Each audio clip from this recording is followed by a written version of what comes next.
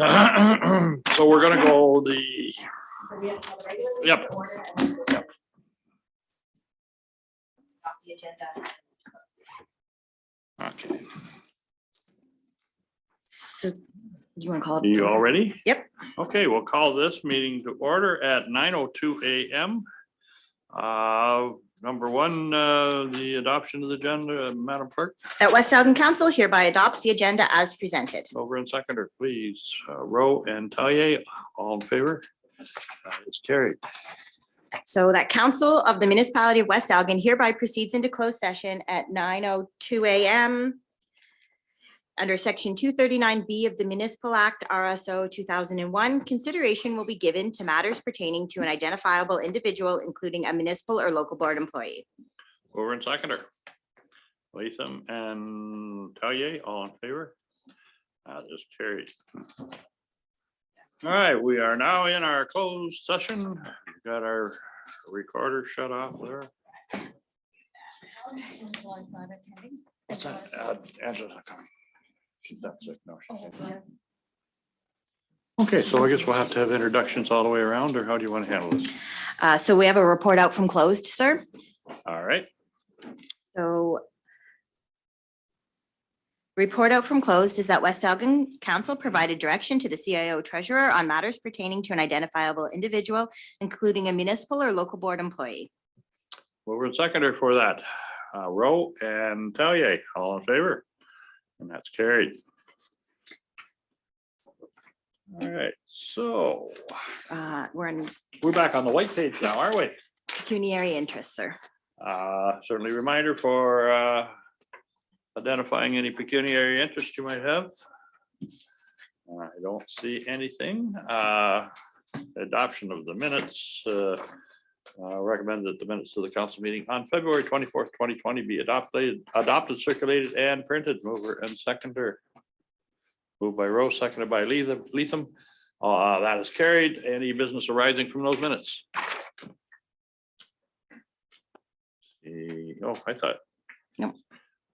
Well, if you were at an auction sale, you just bought it because I thought you were asking a question. Sorry. Okay, so we'll go on to our staff reports. Water is first up here. We have our good friend Sam with us, and the annual report from West Elgin Drinking Water Distribution System. Sam, I see you brought somebody along with you. Yes, good morning, Council, Mr. Mayor. I have with me today, her name is Robin Trepanier, and I believe I say that right.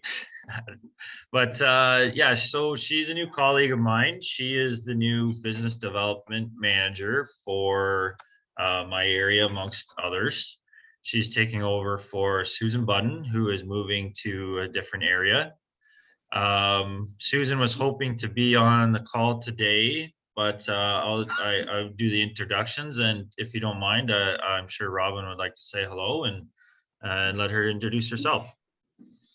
All right, well, thank you for that, Sammy. Robin, welcome to your probably first of many exposures to West Elgin, and you have the floor.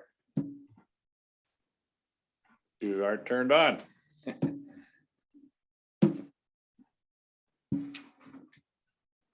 Sorry about that. Thank you very much, Mr. Mayor. I'm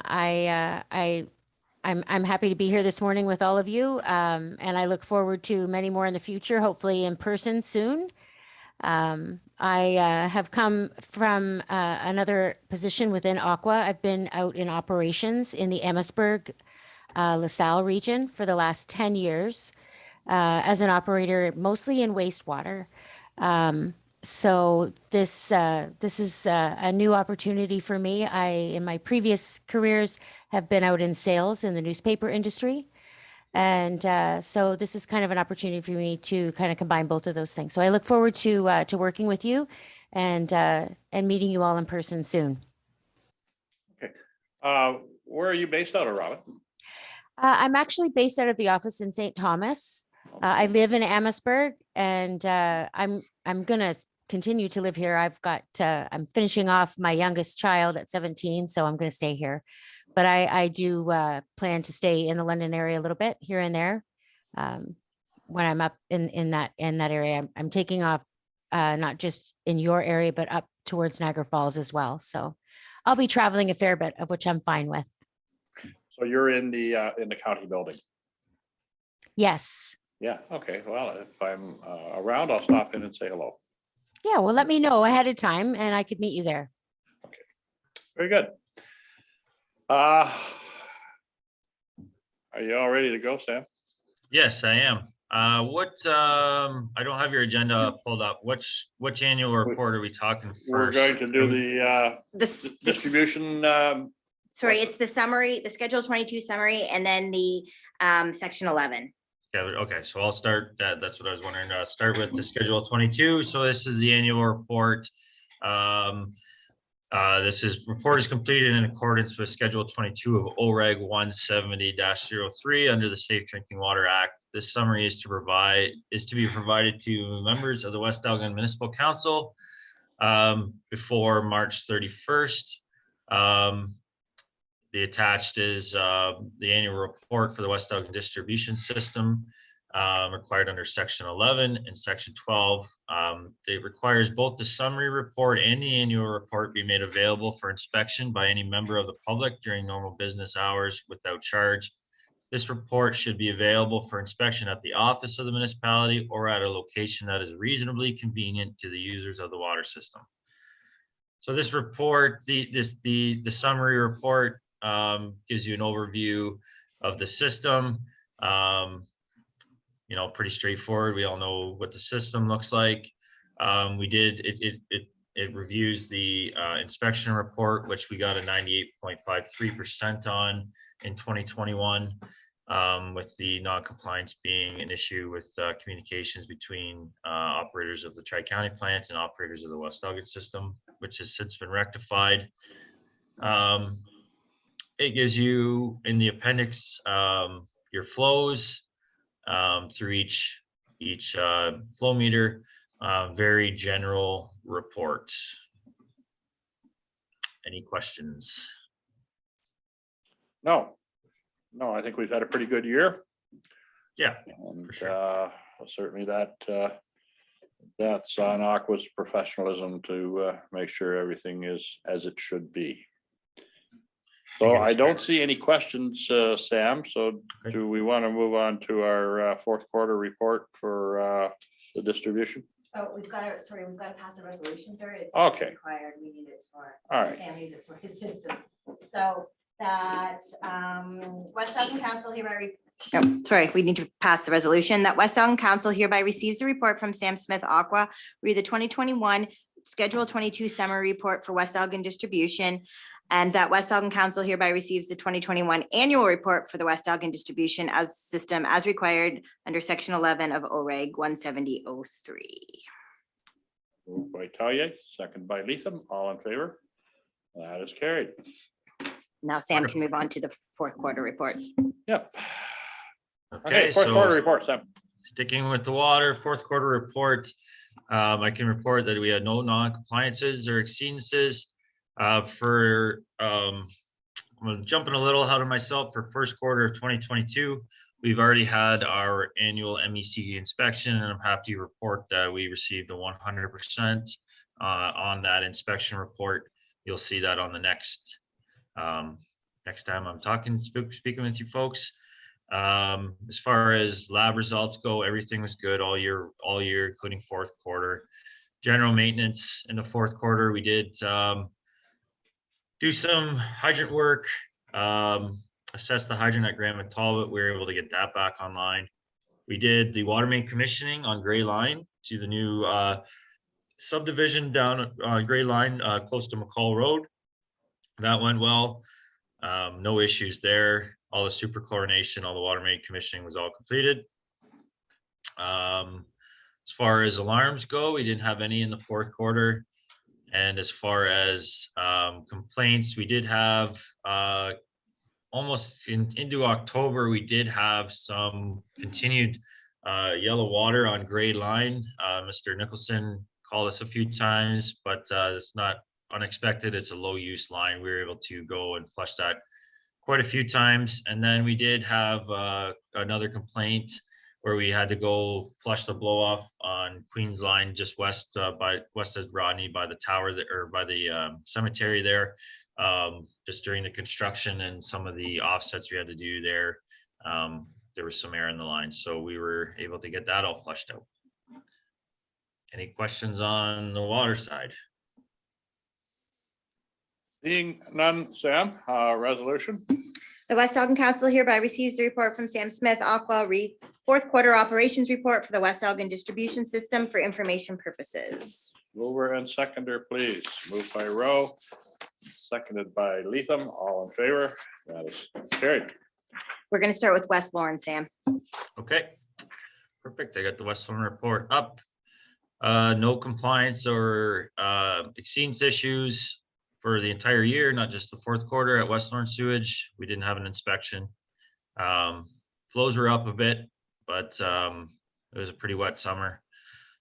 So that's not unexpected and common throughout the areas that I've been looking at after. Like I said, process, lab results, all good. As far as general maintenance goes, just a regular kind of stuff. We did have quite a few flow exceedances for high flows, but that's really not a big deal. The plant can handle it, and it just the new ECA we have requires us to sample, so you'll see that noted quite a few times in the fourth quarter. We did have a valve issue for one of our processes fail, and that was replaced through emergency capital and is up and running now. So that was kind of a pain in the butt, but we were able to work it just fine. We had to manually waste the process, and we were able to get through it really with no big issues. As far as alarms go, for fourth quarter, there wasn't a whole lot. We did have some few power outages. We still are struggling a little bit with that skater communication issues, but we are working with RV Anderson to get that rectified, and we're slowly getting there. They have been reduced by quite a bit, as you can see, fourth quarter compared to third quarter. And no complaints or concerns. Questions for Sam?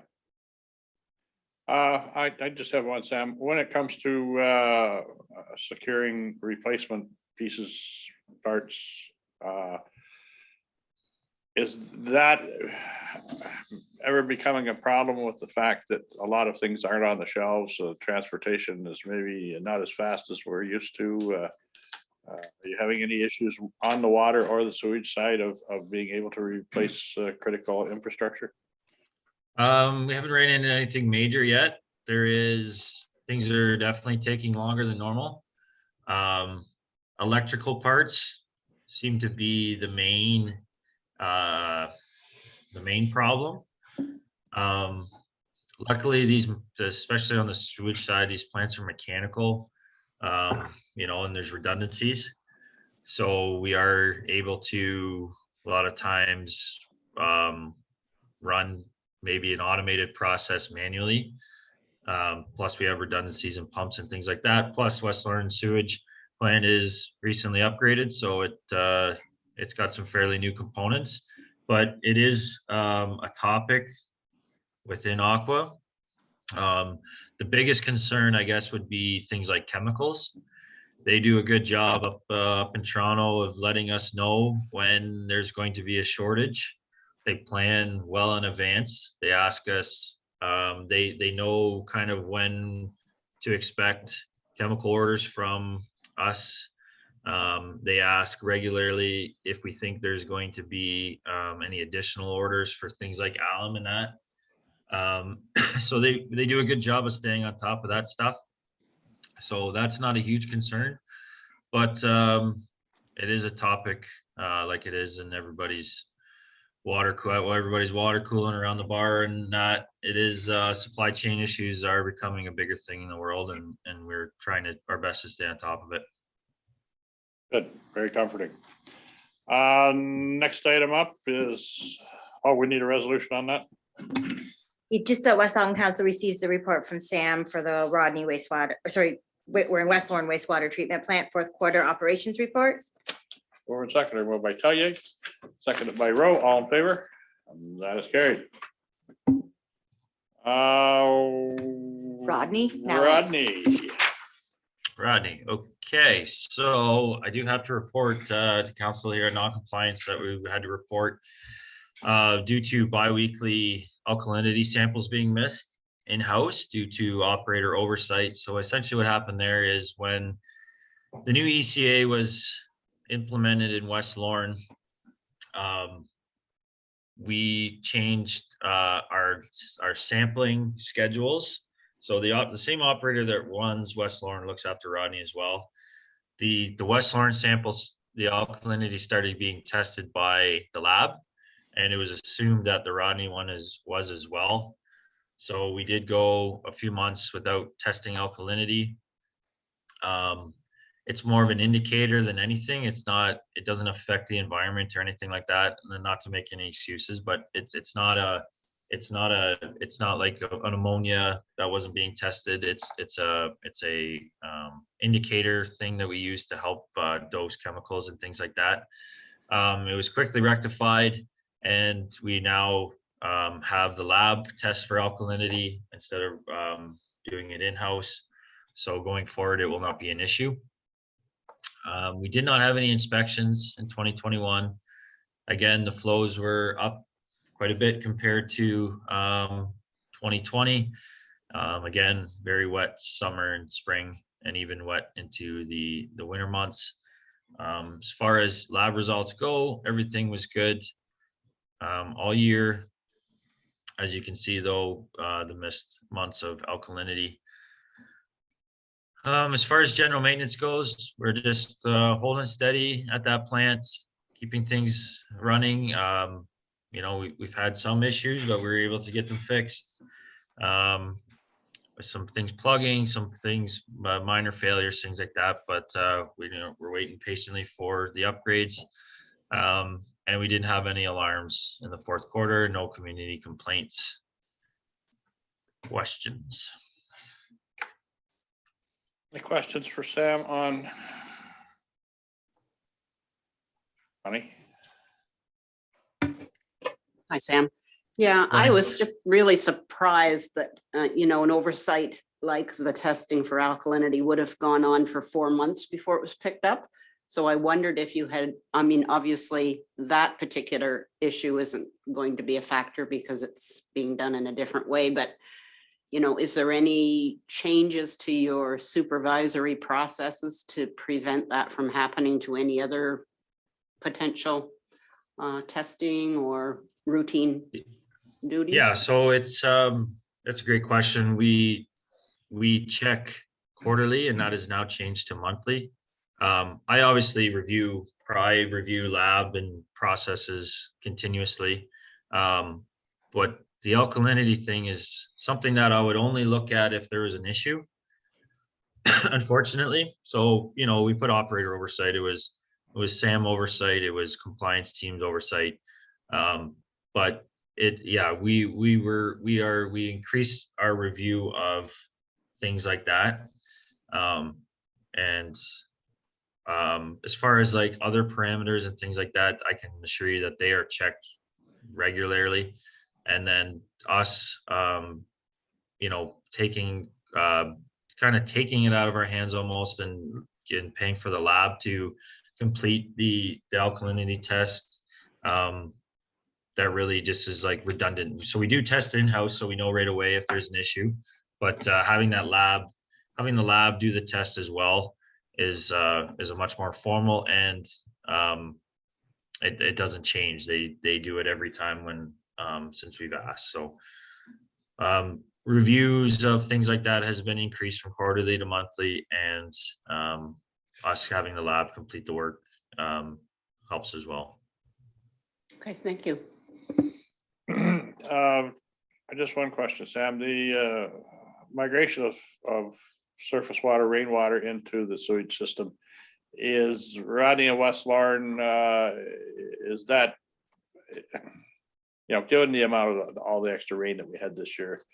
But in general, over year, is that migration more than it should be, or is it at an acceptable amount that's getting in and Well, it's a good question as well, because I don't know if you can call it acceptable, but it's kind of standard across the board. I can say you're not the worst. These communities in West Elgin aren't the worst. What it is we've cambered and flushed these lines. We've had reports made that have been provided to the municipality. But the infrastructure is pretty good in West Lorne and Rodney as far as infiltration into the pipes. What you have is years and years in the past, probably wasn't a big deal to tie in your storm systems in your house to the sanitary is probably encouraged. Now, obviously, that's not the case, but to rectify that, you're talking millions of dollars to the municipality and to the homeowners. It's just not feasible to fix. You essentially just need to ensure that any new builds are hooked up legally and deal with the flow that you have when it comes in.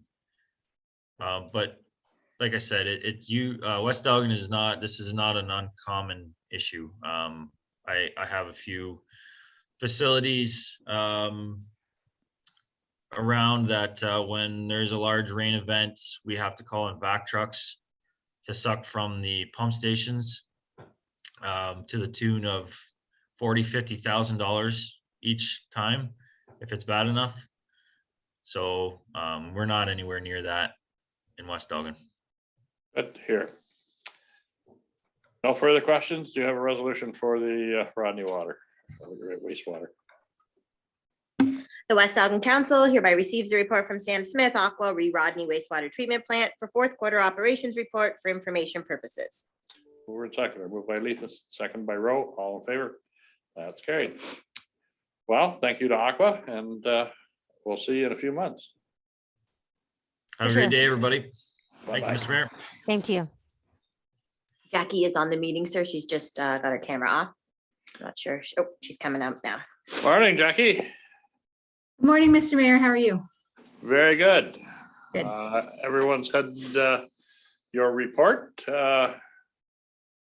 Anything, any questions council would have on Jackie's report?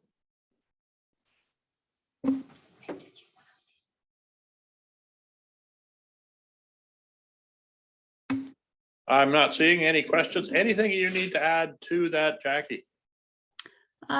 Nope. It's we have a better start this year than last year. I've already issued a few permits this month already, so we're plugging away as per usual. There's lots of building activity, lots of people calling, asking questions about zoning, so I anticipate another busy year of construction. Cool. When are you going to be in your new office? It sounds like I might be back in there by the time I come back from vacation. Oh, there you go. Well, that'll be great. Yes. Okay, well, I know you probably have a lot of important things to do, and there seems to be no specific questions from council. Everything's good on your end, Magda? Yes, sir. Okay, resolution, please. The West Elgin Council hereby receives a report from Jackie Morgan Bunin, CBO rebuilding permit report for February 2022 for information purposes. Mover and seconder, moved by Tallier and seconded by Leatham. All in favor? That's great. Thank you, Jackie. Have a Bye-bye. great day. Thank you. Have a good vacation. Thank you very much.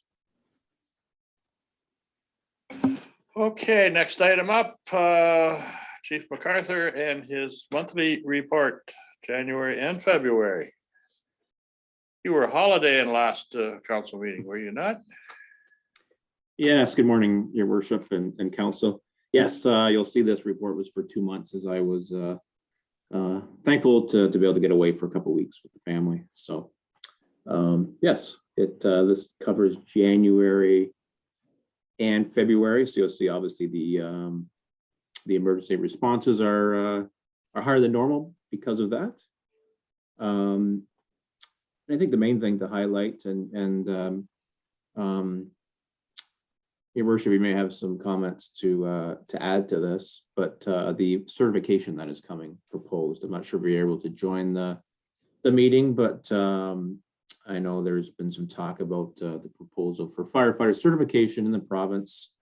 In my opinion, in 2018, when it was proposed originally and then and repealed or revoked. My stance was always that it would return sometime, and the proposal is back on the regulations. So I've just put a short note in there. I think it'd be more appropriate to bring more formal information to council when if it does proceed, because there may be some changes coming to the proposal, but I did include that just for brief information. Just on that, how do we sit with our firefighters? How much do we have to move to be able to be completely compliant?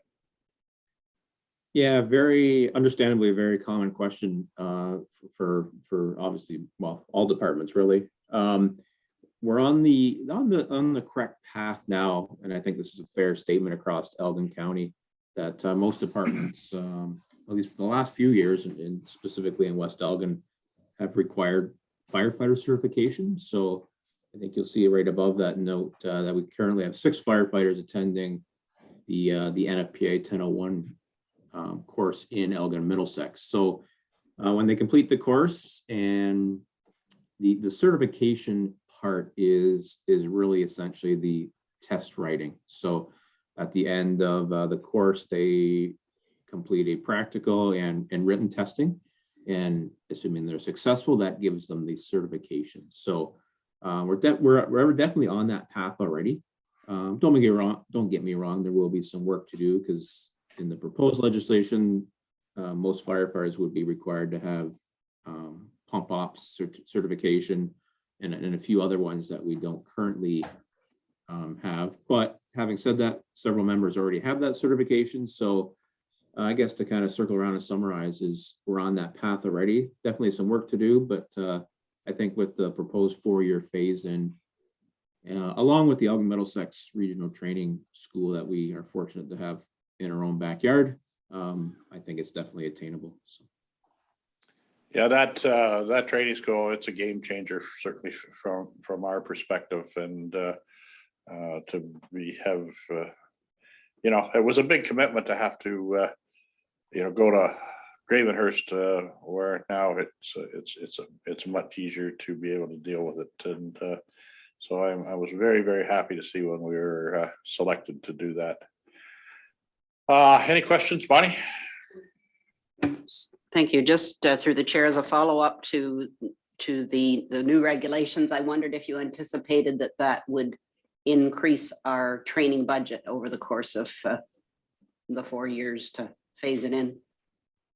Yeah, and another really relevant question, as you recall from budget, our budget definitely has increased in the last year or 2 years, right, for training. So I think as long as we keep I guess consistent funding for training, which will be important, but some of that, there will be some kind of offset with the local Elgin Middlesex school. So we find, relatively speaking, it's very, I guess, cost efficient for us to certify through there. So yes, definitely something we'll have to make sure we keep recommending adequate training budget, but we should be able to do that relatively fairly, I guess, through the local opportunity. Thank you. And one other thing I noticed in your report, that there was an ice rescue. I just wondered if our firefighters felt competent to do that. Did they receive training on that sort of request? Yeah, and actually, I meant to put that in there. I meant to, thanks for bringing that up. I meant to kind of mention that. So that call came in as an ice rescue for it was actually for a pet, for a dog, and I did attend that call. Thankfully, we didn't. There was no rescue required. and OPP were there as well, and I believe the dog luckily just got itself out. But we've already scheduled. There was some discussion on updated training for that, and we've scheduled that for, I believe it's June, but either May or June later this spring or summer, to make sure that that we are. And I've reached out to Jeff Renner-Ibrock too, just to make sure that we have some consistency. So that is on our training plan to make sure, because I believe it's been a while since that's been addressed in West Elgin. Okay, thank you. You're not needing us to leave the ice in the arena for this training or anything, are you? Well, if we would like to, that whoever would like to, that's fine. But and just on that note as well, it's probably important to note that, like I said, they're shore-based is the level of through the bylaw, the level of rescue that West Elgin provides. So we would rely on the Elgin County Specialized Rescue Team. So they would be coming from, at this point, Yarmouth Central Elgin. So we would kind of provide the shore-based, and then I have talked to Chief Omerod in Central Elgin, and he's willing to have his team, or at least some of his team, come out later this year to review kind of what they would do, how they would work with us on scene in that regard. Anything else? Yes, Teresa. Good morning, through the chair. Just wondering about the carbon monoxide and alarms. Was it well received? How'd it go? And did you need to hand a bunch out? Yeah, thanks for asking. That was a real positive note as far as I was concerned. And COVID kind of hampered our original intentions of it late last year and early this year, but we were able to get out this month on 2 or 3 different occasions and just do some door knocks, and it was just front door stuff. And just I know the few firefighters I went with, we went to Clacton and then down to Port Glasgow with the idea of kind of targeting some of the more rural areas further from the fire stations. And yeah, my impression was it was very well received. And I know we've done a numerous, including yesterday morning, I did a follow up. Had received the brochure, so I followed up and provided a couple alarms. So it was a great reminder. Just a couple of things we commonly see is that the alarms are required in every level, which people, once you get chatting with them, they don't realize that, oh, you know what, I don't have one in the basement. I don't have one maybe upstairs. And also that alarms need to be replaced at least 10 years or less. So it's very common that person that maybe builds a house and they've been there for 15 or 18 years and have never changed their alarms. And it's a newer home, but the alarms have technically expired. So yeah, no, it was, in my opinion, very well received. Okay, anything else on fire? Magna, anything? Okay, Jeff, thank you for that report. We have a resolution. Resolution is that West Elgin Council hereby receives the report from Jeff MacArthur, Fire Chief, January and February monthly fire reports for information purposes. Over and second. Moved by Rowe, seconded by Talia. All in favor? Carried. Okay, we're going to move on to breathing air compressor recommendation. Thanks again, Council. And yeah, you'll see the report here. So this is on breathing air compressor, I guess a bit of a follow-up from the approved 2021 budget item for the air compressor. As you'll see here, just for a quick recollection, that we put in the budget for 1 new compressor to replace 2 aging compressors. As you recall, one we took out of service last year due to some serious mechanical issues, and the other one we were able to do a minor repair on at the time.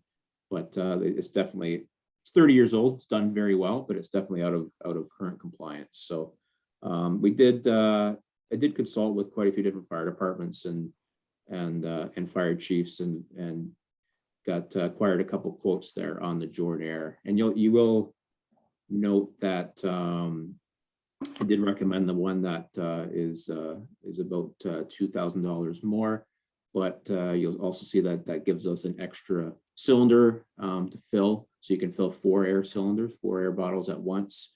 And you also have that 4th large cylinder, so which supplies the air. So it's definitely more capability for the department, and we do expect to have this compressor for, with proper maintenance, 20 years is the expected life span on it. All right, any Happy to answer questions? any questions. Yeah. Questions on that, Jeff? Yeah, I just didn't quite understand why the more expensive one is better when they both have 4-cylinder fill station. Yeah. Oh. I apologize. You know what? Yeah, that's my error. I'm sorry. So the overview is, yeah, sorry. No wonder no wonder it's confusing. The overview is backwards. So I recommended the Levitt purchase for 67,671, but it is the one with the 4 cylinders. Okay. So I apologize. The overview is that's my error, is reversed. Good catch. Hope that makes more sense. Yep, that does. Thanks. Along with this purchase of this cylinder, this system will fill any bottle, large or small? Correct. And we that was one important thing that we made sure was in there. So the kind of real quickly, the 6,000 PSI is what gives us capability to fill the hopefully the proposed 4,500 high pressure SCBA. But also with the it will still fill the 2216 low pressure. So it is set up to fill both, which is just a piece of equipment that the compressor I'm pretty familiar with in St. Thomas is set up very similarly. So it can fill both the high pressure and low pressure. I don't know, question for Magna, are you this compressor, when installed to be code, will have to be put in a secure room on its own?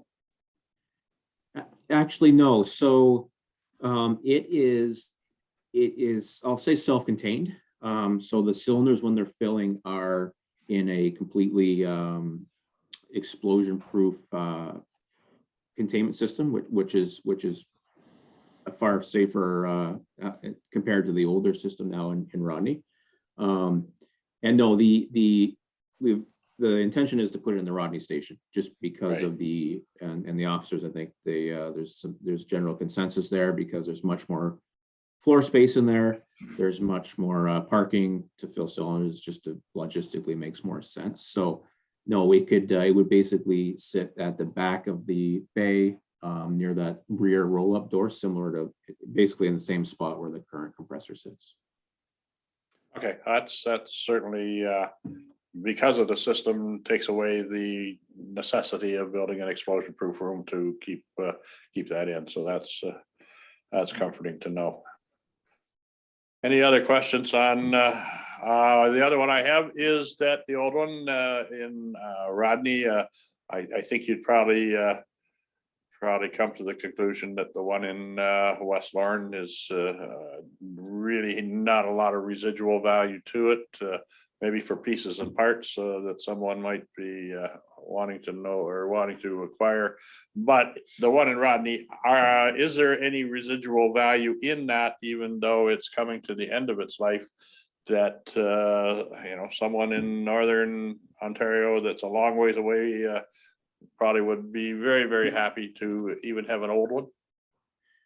For sure. And I would agree. The one in West Lorne, it's, as I said, it's been, there was the compressor was basically going to implode itself, is why we took it out of service. So it, unfortunately, there's the compressor being the main part of the system. There isn't much use there. It would likely go for salvage at the end of the day. And the one in Rodney, I would recommend probably donating it. It's 30 years old, but it's still in service. And I mean, gov deals is an option, but I think the realistic expectation is we'd probably get salvage or scrap value for it if we went to gov deals. And I would support being able to donate it through, like we had with the bunker gear and the SCBA last year. Probably donate it through those means if they would accept it. I know they've kind of stopped accepting air cylinders. If you remember, we donated quite a few last year.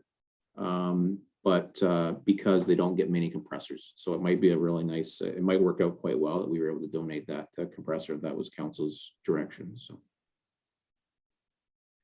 Madam Clerk, or CEO, do we need a resolution to allow Jeff to proceed to investigate donating that compressor to someone who needs it? You can just provide direction in the resolution we have. I can add it to the resolution if you wish. Would that give you the leeway of being able to go ahead and dispose of that in the best way you see fit? For Certainly sure, next week. and I believe, and correct me if I'm wrong, Maggie or Jana, but one of the reports in the last year or two has addressed the end of life equipment. And if there was little or no resale value, I think that would also fall under that direction from council, that we could dispose of it that way. So. Any other questions on this? What is the estimated timeline for installation? It is, I believe, like everything, it's subject to change, but I believe 8 to 12 weeks was the expected install for that. Hopefully sooner, but at the time they didn't want to promise anything, I think, earlier than that, but it is possible. So. And the existing electrical is sufficient to run the system too? Yes, and I did put in there minimal costs may be necessary for the removal of the 2 current systems, because we would have to have an electrician in to on the electrician will have to unhook and wire up and rehook the new one, a licensed electrician. But yes, all the services are there for that, so including the venting. Okay. With that, resolution, please. That West Elgin Council hereby receives a report from Jeff MacArthur, Fire Chief, rebreathing air compressor, and that West Elgin Council hereby approves the ordering of a breathing air compressor from Levitt Safety for $67,671.65 plus applicable taxes, and that council direct the fire chief to explore donation opportunities for the current operational breathing air compressor. Over and seconder. By Rowe, seconded by Talia, all in favor? It's carried. I guess that's all the business we have this morning, Jeff. Thank you very much. Nothing else on your radar that you want to give heads up to council? No, and no, and I think back to the monthly report, we have just a quick note, we have returned to regular training, which I think everybody is with COVID precautions as necessary, but I think everybody's it's a positive note. Everybody's looking forward to that. So. Cool. All right. Well, you have a good day. You as well. Thank you.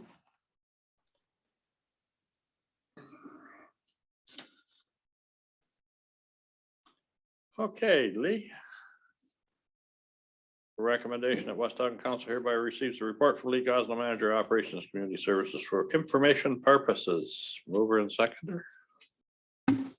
Lisa and Anyone have any? Did you have any questions, or For Lee? anyone had any questions for Lee? well, I suppose that would be a good place to start.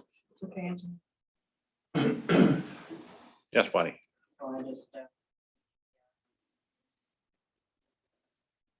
And I wondered if there's any.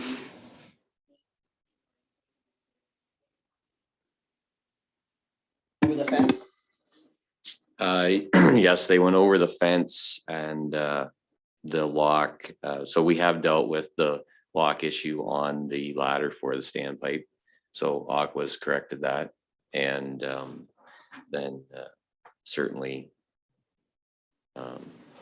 we're going to have to, we're going to follow up with OPP on this also, just to have a report for it. Yeah. Because of, I mean, that's fairly serious. You know, just the fact that somebody was up there that could have fallen, but number 2, the damage that was caused and the problems that damage could have created. So.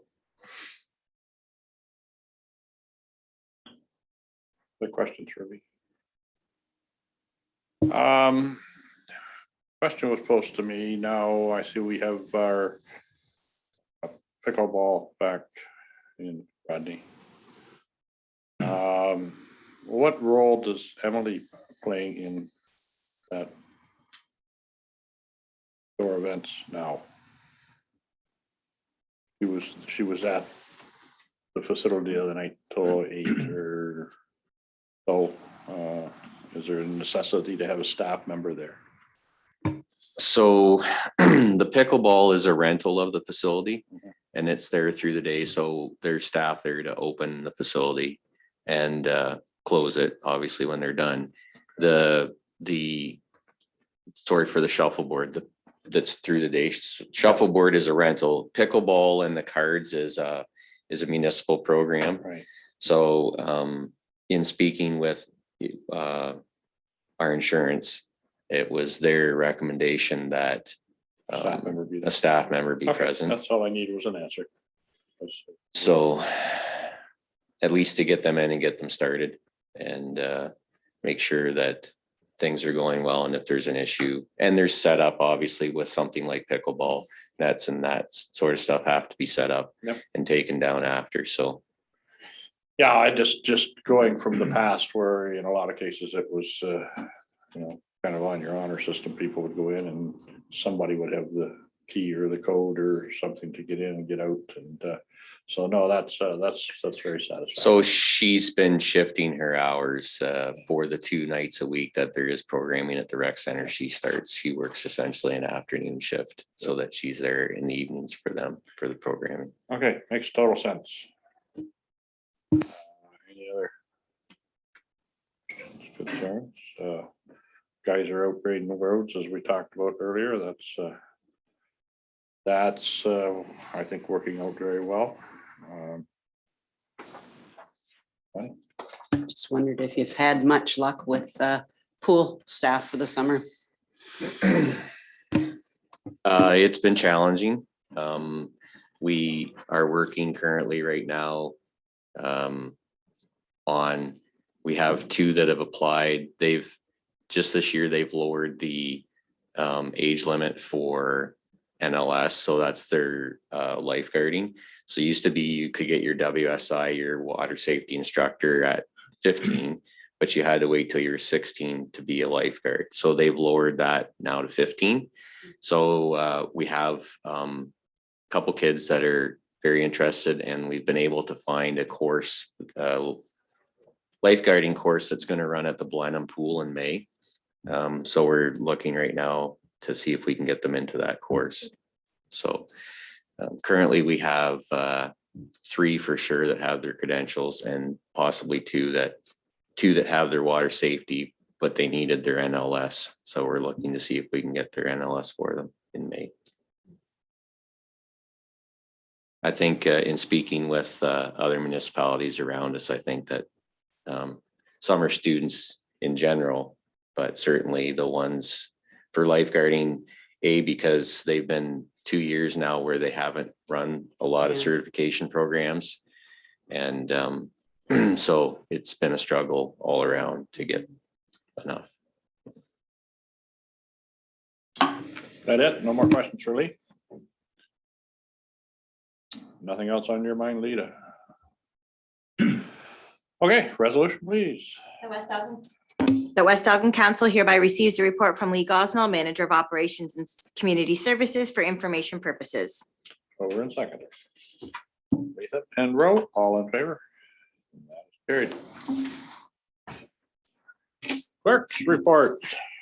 This is the information on lame duck council considerations. It's required for the election. I think everything is in the report. If you have any questions. What is a lame duck? I guess, I don't know, it's an interesting term for council, It but is, yeah. it's in the Municipal Act and in the Municipal Elections Act, which is interesting, but. Really? Must be an old song, was it? Must have been.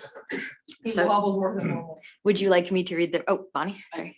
Just through the chair, had one question, and we kind of alluded to it, but I wondered if before the lame duck period, we needed to end the emergency declaration, given that we can't do anything important during that time. That actually is not something that won't happen during that time. an emergency declaration can always be made or unmade by the Okay. mayor right up until the day after the election. Okay. And I really think that will probably take place sooner than later, I would think.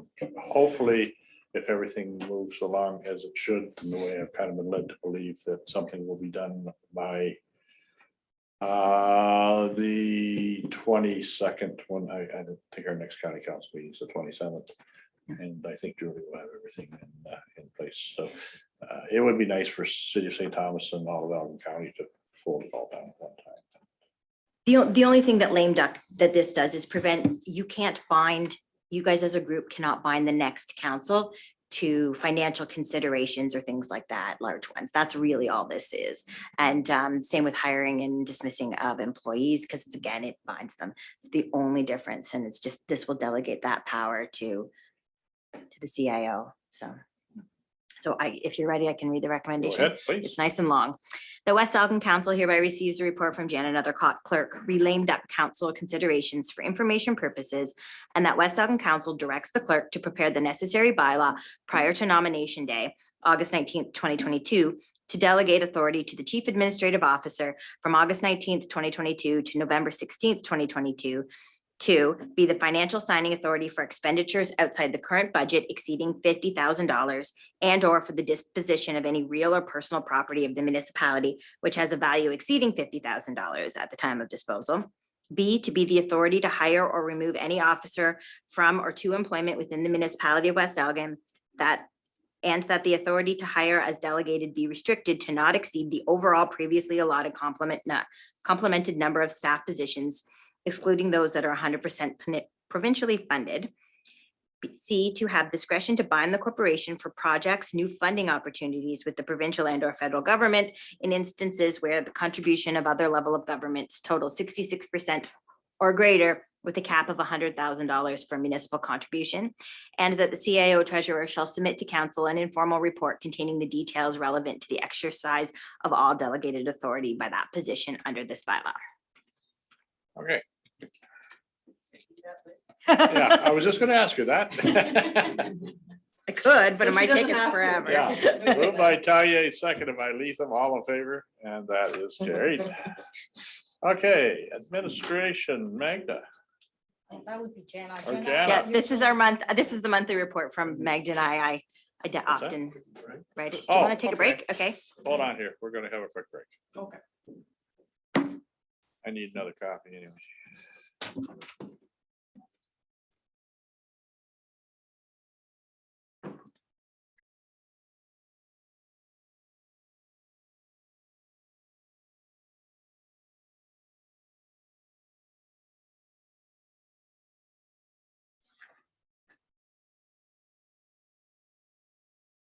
I'll work through my donut when you're talking. Okay, so we're at the administration monthly report. So I don't know if anyone has any questions or concerns. It's about what we've been up to. Checking on Helen. Yeah, who's gonna update us on? Magda or Lee can update on that more than I can. I have only been in it briefly. Well, Magda's microphone. it's not quite done. We've, right now, we're experiencing issues with the network connection. So I guess when they removed when the contractor removed all the network connections, they didn't replace them with the same ones. They replaced them with the lower grade cables. Now they're in the process of removing what they've put in and putting, the correct one. So unfortunately, that is delaying bringing our staff back to work.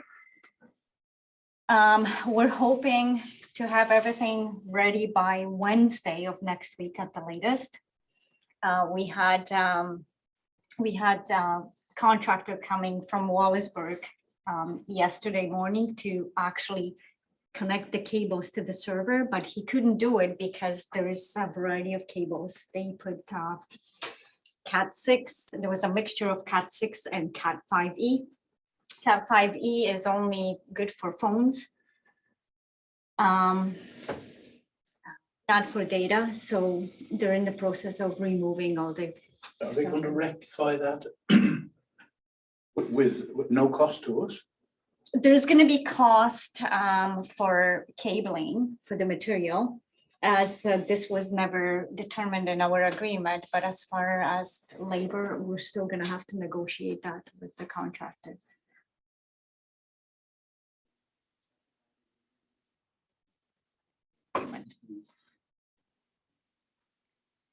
And Lee's been there 24/7, pretty much.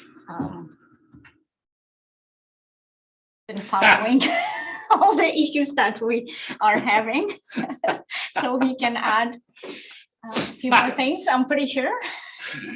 Oh, that was a look of somebody on death row going, help me. You know what, it's going well, and for a project of this size, and when you get into an older building and this type of thing, right, you're always going to have these issues come along. So it's going well, and we're almost there, and I think everybody will be happy when it's over. I know I will. I can say yesterday I was there for a little bit and there's a couple of members of the public come in and everyone's like, wow, this looks so good. It looks nice. It's bright. It's fresh.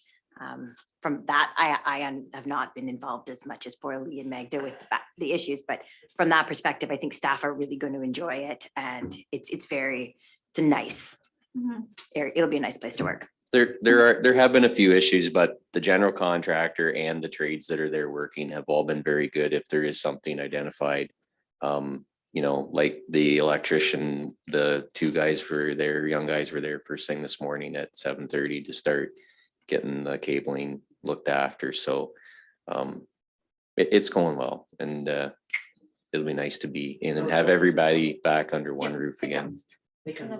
Yeah. Yeah, I'm patiently wanting to watch. We're in the process of changing the elevators at the county that were installed in 1939. Oh. Probably 3 years this year. Probably some of the oldest elevators are still working in the province of Ontario. I think their certification number is like 20. That's going to be a real nightmare before it's over. You want to bring up about the community health center and you get that all looked after. I think it's pretty looked after. Okay. The community health center is just looking for places they're starting to team plan their programming right now, looking for places to hold that. So good to see the Scout Hall is almost done from the last report there, and that you're looking to do bookings there. But also my understanding is people could book this for small in this area, but we're not booking this room. No, because of the electronic equipment. Okay, so I thought we were booking small, like, you know, people under contract for this room, but I guess not. So they're looking for other places to book. They're having like training that they're having community, like CPR and such, you kind of spread out. So things like that. So they're looking to really work with us as a team to see what we can do with them. And it's not just, they're just feeling a little on the outsides of things and calling all the time and kind of getting we don't have anything, we don't have anything, we don't have anything.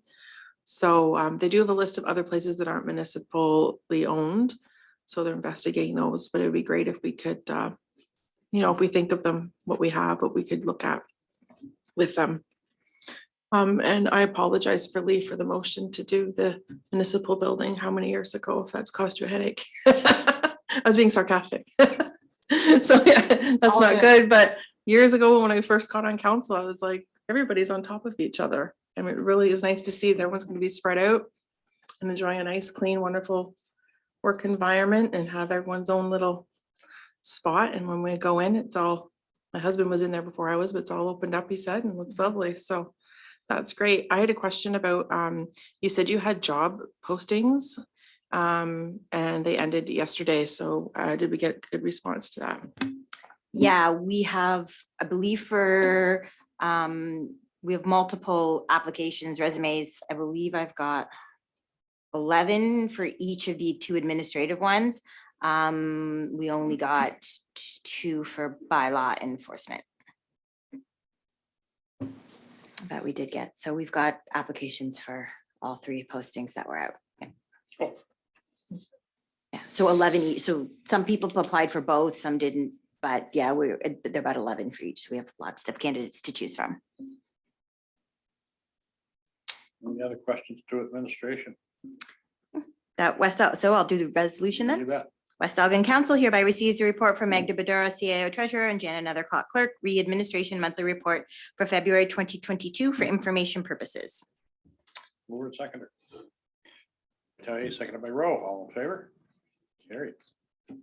Okay, we'll move on to committee and board reports, reports from committees. Anybody have anything to report?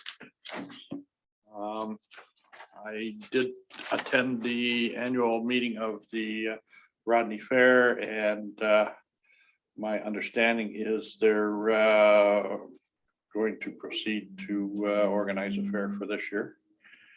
I know Lee's been working on arranging for getting a placeholder in for bleachers, and so that is moving forward. So maybe we are coming to some point of normalcy for 2022.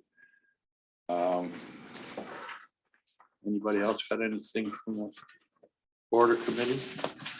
I did, and this is, I guess, just at this point in time, something that I did attend the West Lorne Horticultural Society meeting the other night. I think I'll be going to Rodney's on Tuesday night. And I threw this out for some discussion at the meeting, is that would council be in a position and agreeable to the purchase of a bag of sunflower seeds that we could distribute to the horticultural society, so they in turn could distribute them out to the communities, and that certainly with what's going on in Ukraine right now, I don't know of anything that grows any easier than putting some sunflower seeds in the ground, and I think it would be such a interesting thing to have as many sunflowers growing in our community as we possibly could, certainly for they're very showy and they're great pollinators too. So seemed there was a good response from the Horticultural Society for this project, and I don't think there'd be any great cost to it. And so I just wanted to hear what your thoughts were. Good idea.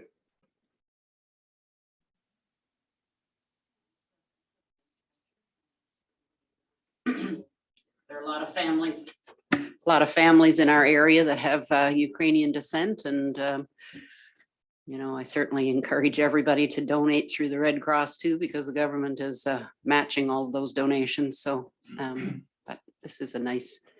Would you like to put would you like me to put a motion for it then, Sure. sir? At West Elgin Council.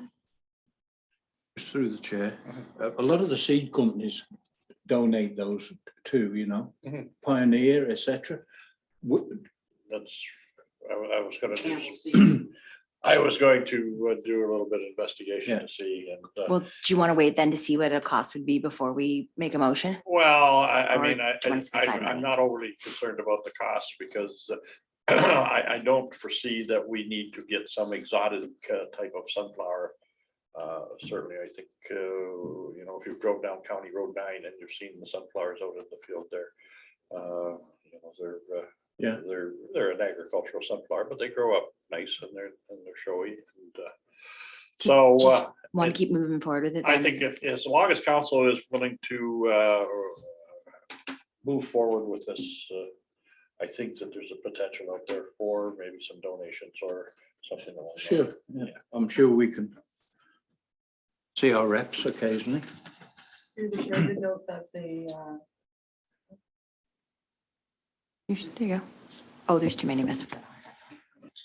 Through the chair, I did note that the Rodney Horticultural put in the planters in front of the old town hall and in front of the library, some sunflowers, some plastic ones. It looks really great and did a little display. So Mhm.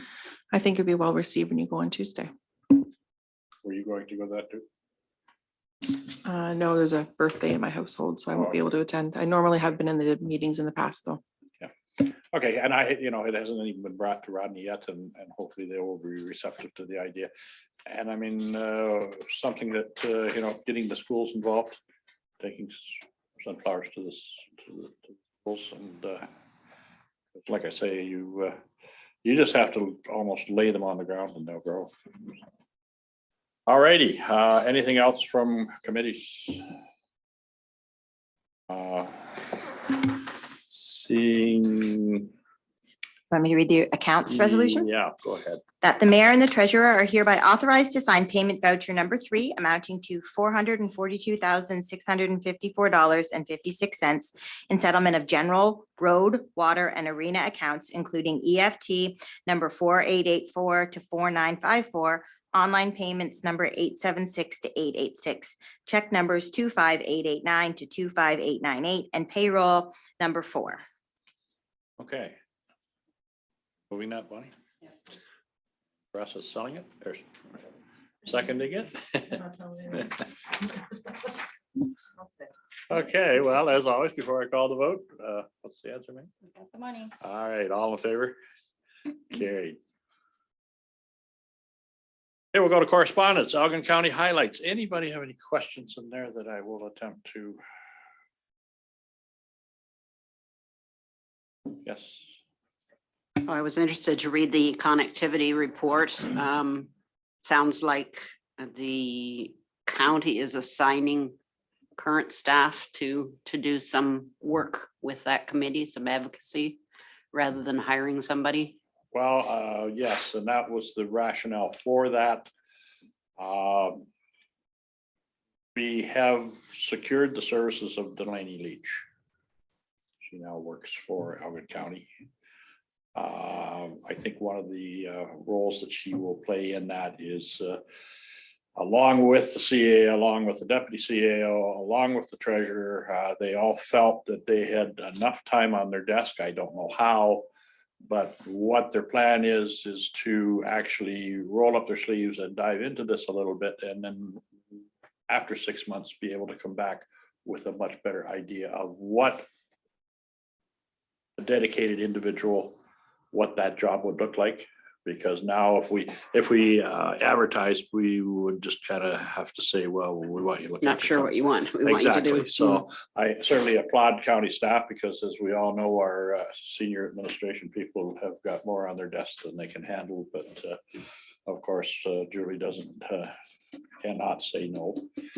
So yeah, we were fortunate enough to get two individuals from Jeff Urick's office. So one, the office manager in Jeff's office, is going to go and work for the engineering through Brian Lima. She was the office manager, so she was. Of course, Delaney, with her experience in all upper level years of government and her contacts will work out very well for us. So that's where that's going. And so there will be more coming back. There will be more coming back probably, I don't know whether, hopefully in this term of council, but maybe not. But at least it's moving in the right direction. It was good to see those maps that were on that connectivity report and actually see the underserved areas in our municipality. Yeah. It looks as though we're not as bad off as some other municipalities in Elgin, so that's surprising, but that doesn't help for those 40% that aren't served well in our municipality. But anyway, that was really good to get that concrete detail, which we really hadn't had in the past. So no, I think in all, I think it was a good report, certainly for us members that have sit on the connectivity committee over over the last couple of years, a lot of that information we'd already discussed about it, but it was nice to pull it all together in one complete package. And so it gives us a baseline to move forward. And if you are going to apply for funding, the first thing they're going to say is, where's your consultant's report? And now we have that completed. So anything else in that? I'm glad that they've got these back out again. All right. County of I Elgin. found the, Oh, sorry, yeah. just was just having a quick glance over it again, the decision to end library fines. Yes, Did they figure out what that would likely cost them? about Like, 5,000. oh, is it that much? Yeah. I'm surprised. Yeah. It seems to be a trend that a lot of library boards now are removing fines out. And, Like that 5,000 doesn't account for the amount of time spent in trying to track that $5,000 that's down. the- So, the administration. you know, for Yeah, my 50 cents that I owe for this that's book. right. Yeah. Yeah. A lot of work for a little bit of money. It's like a dog chasing his tail. Yeah. So. Anything else in the county? Notice of decision on 494 Graham Road, just FYI, from Land Division. Yeah. Same with the next one on Marsh Lane. Police Services Group, notice of new secretary administrator. This is what's a little bit of realignment that's going on at Elgin County, and this was something that really could get off of her desk.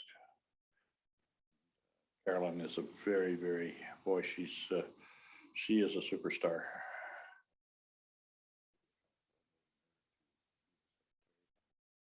The Elgin Police Services Group, Lower Thames Valley Conservation Authority media release. That's just an information situation. Yeah. Ontario Farmland Trust, Farmland Forum. With that, Just a flyer, letting you guys know if you would like to sign up. multi-municipal wind turbine group letter, Ontario Energy Plan. Comments, Bonnie? Big surprise. Yeah. I just, you know, I've read this letter in the recent past. I would like to suggest that it could go to our consultant that's working on our official plan, just to use as their, as some research for their wording in our plan. There's also a recent report from Wind Concerns Ontario that actually makes recommendations about setbacks, which, you know, when there's a spreadsheet of all of the areas in North America and the world and their setbacks. So I think I sent that forward to Jana or Magna, but anyway, I think the consultant might like to have a look at that as well, because that's a fairly recent piece of research as well, so. Okay. And I did forward that information to. Did you? Okay. Okay, so it's already been done. There definitely is interest again in our region for wind turbine projects. And so if we need to be prepared. Okay, Ministry of Northern Development Mines and all that good stuff, seeking input on floating accommodations. We don't really have, most people can't use a houseboat on the Great Lakes, but no. So it just, it was addressed to you guys, therefore you get it. The only thing that I wondered about as I was reading this is I know that the yacht club does have overnight stays there. I didn't know whether they have any kind of a policy about length or anything like that. I don't know that they have a lot of transient slips. They're pretty Full. full. Space, yeah.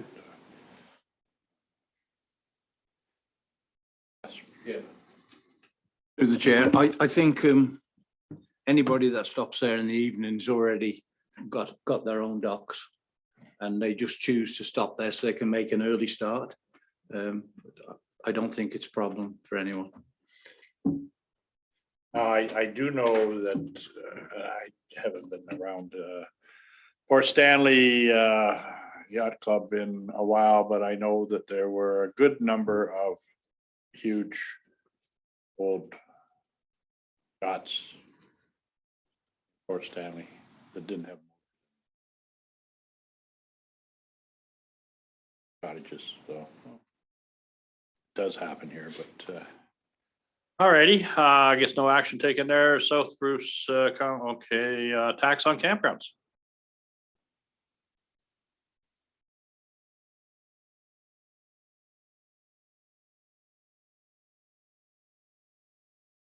I agree. It looks like a whole lot of work for a Oh, little God, bit of income. But then we don't have a huge number and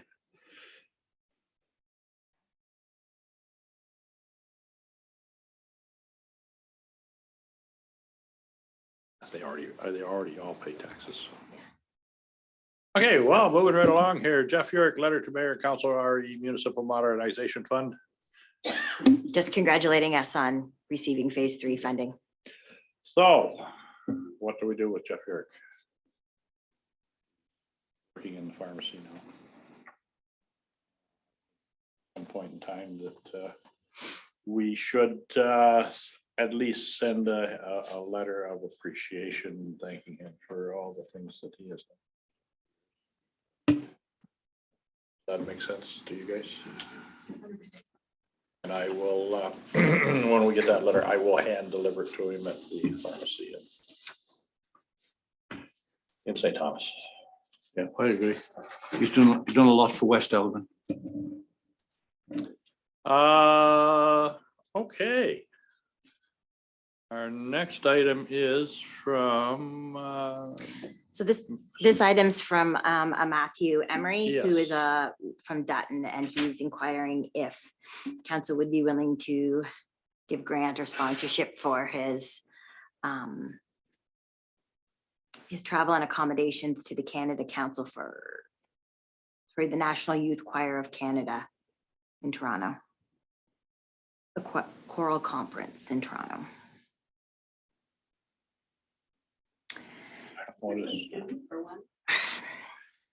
I've asked for more information from him. He just said, can you put my original request on? Spoken with Heather, did they receive the same request? I haven't asked Heather, to be honest with you. Through the chair, that was exactly the same question. As he approached Dutton Council, and if he does, then we should know about it, and then we can go from there. I think we need more information before Okay. we can make a decision on this.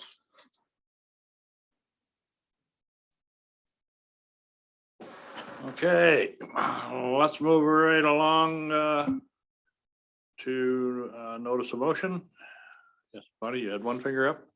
Everybody watching you had, oh, you were working your computer. yeah. I thought you had a question. Just, it starts, I watched you, Bonnie, and a question starts in the end of your finger, then it moves up your hand, then it goes up your arm. Any notice of motion? Seeing none, statements, inquiries by counselors. Yes. Through the chair, kind of a weird question. I've noticed the flags at different buildings, so Heritage Homes down at Port Glasgow, they're non-existent. They're just like little threads in the wind. Do we have anything through our Heritage grant that at Canada or leading up to it that we could gift to the buildings in the area that have threadbare and Canadian flags or anything? Okay, I just was inquiring because I just noticed they're in disrepair all around, so. Robert White, when he lived here, used to be very observant about when flags were starting to look tawdry. Yeah, okay. Well, maybe I'll approach them. Maybe them themselves can, through their boards or whatever, work on something like that.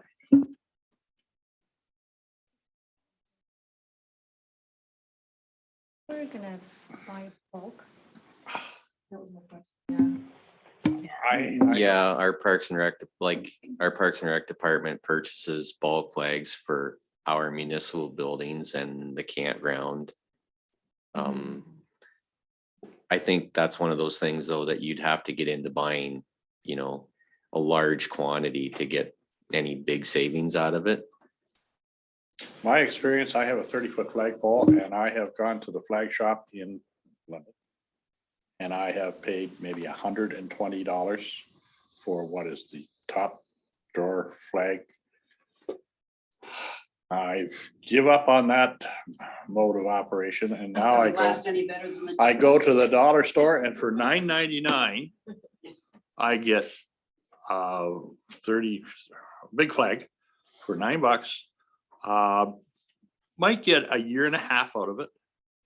And then I flip them another $9, take the old one down, put the new one up, and I got a fresh flag all the time for cheap. I would guess So- down at Port Glasgow, they probably don't even last 6 months with the wind, so Mhm. I would be A cheap flag from. volunteer position entirely probably to keep Yeah. that one looking great. And, you know, for that amount of money, there's no reason why you just can't keep a fresh flag up because, Yeah, I just looked. You know. see and so let's put it this way, if we wanted to get involved in the flag business, that if you've seen a shoddy flag for about $100 investment on our behalf, we could go around and hand people flags and say, here's, put a new flag up, put a new flag up. No, I was really, really amazed when the $10 flag flies just as good as the. All right, any other statements, inquiries? Matters of urgency, anybody, an urgent matter? Do you want me to bring it up or do you want to do it? Ask it. It's not an urgency, Mr. Mayor, but this morning I had CAO meeting. And there are, the following items have been discussed. Number one is the termination of the state of emergency. Mask bylaw. Passive screening of our employees and vaccination policy and rapid tests. So at this point, I have no answers. The county has requested a legal opinion on that. We're getting back together today, this afternoon, for more updates. So, but as it stands, as of today, masking mandate ends on March 21st. So I would like to request direction of revising our masking policy. Is it policy? It's included in our Council just passed policy. a resolution to endorse the county bylaw. So yes, it's like you said, made a resolution to, you'd like direction, a resolution providing direction to follow provincial mandate. So we can allow our employees to not to wear masks as of March 21st. So aren't we just going to follow what county does in terms of timelines? So could we just make that resolution to follow county's direction or county's processes for all of the removal of certainly, yeah. regulations, and It'd be so then much easier. you don't have to go for each one, or? Oh, as long as we're happy with what the county does, Mhm. but I think that's probably a good start. Mhm. I think this is all, Norma and I were at Boston Pizza in Chatham here shortly after the passport thing was lifted. And I heard the manager talking to the next table, and the Monday, the day of the passports, and somebody asked him, how's it getting better? And he says, well, Monday, when the passports were on, he says, we done $10,000 worth of business that day. Tuesday, we did 50,000. So, you know, certainly impact of businesses is maybe bigger than what I even thought it was. So the resolution would be the West Elgin Council hereby directs staff to follow Elgin County directions on COVID-19 regulations, including masking, vaccination requirements, and screening of employees. Okay, the only caution that I would have on there is hopefully there's gonna be two different avenues that are going because we have county homes. Mhm. And their requirements and rules might be much different than what. Even the our guys- provinces Mhm. state that anything Yeah. medical, you still have to wear. So them. I think that we'll just have to keep that in mind. All right, everybody happy with that? Follow the county stance? Mover and seconder. Over and seconder for that. Bonnie and Richard, all in favor? Carried. So any other matters of urgency?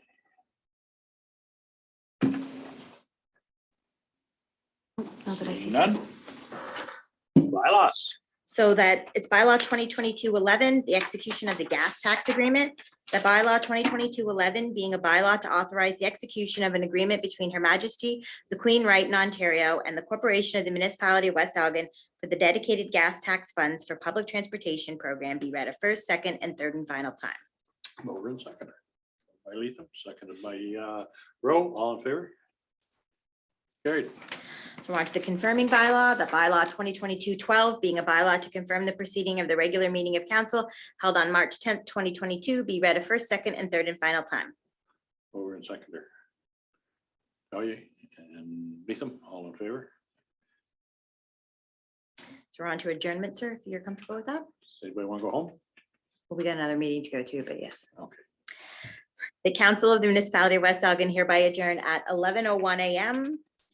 to meet again at 9:30 a.m. on March 24th, 2022, or at the call of the chair. Mover and seconder. Talia and Rowe, all in favor? Carried. Sir, would you like a brief recess before we go into? Why not? Just Committee of the 5 whole? minutes. Yep. Or 6. 6. 6.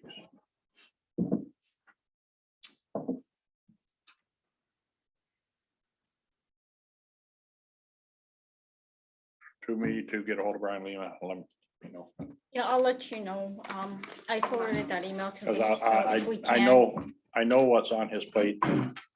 And it's not only Van Bree that's not responding, it's Talk to, because he was.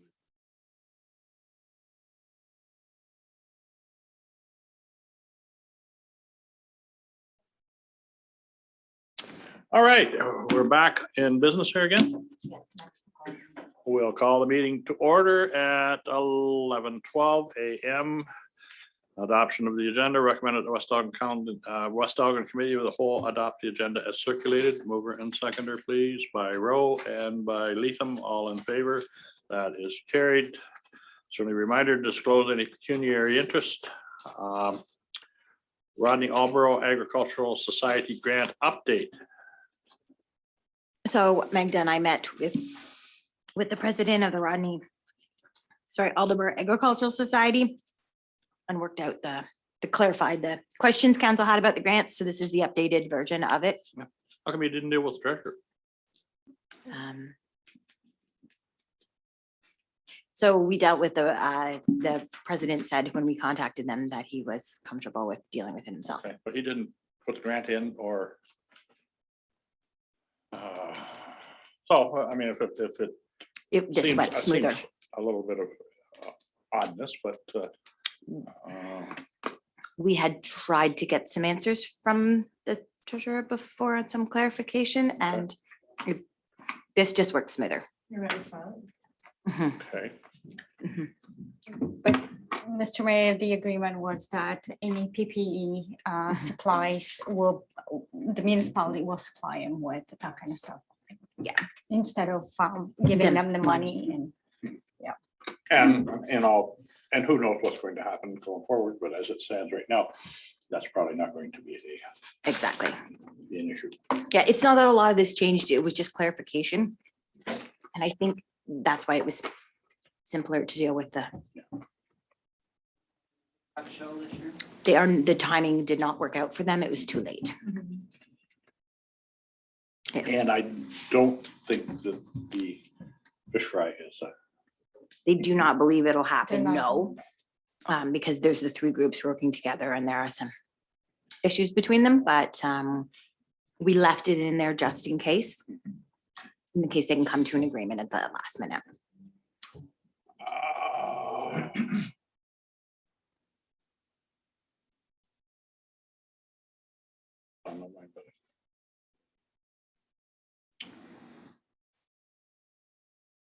So I just need that, Oh, there's yeah. a, oh, sorry. They are having a drive-through supper here. It's a mixture of drive-through and in-person. Yep. Mhm. April the 10th.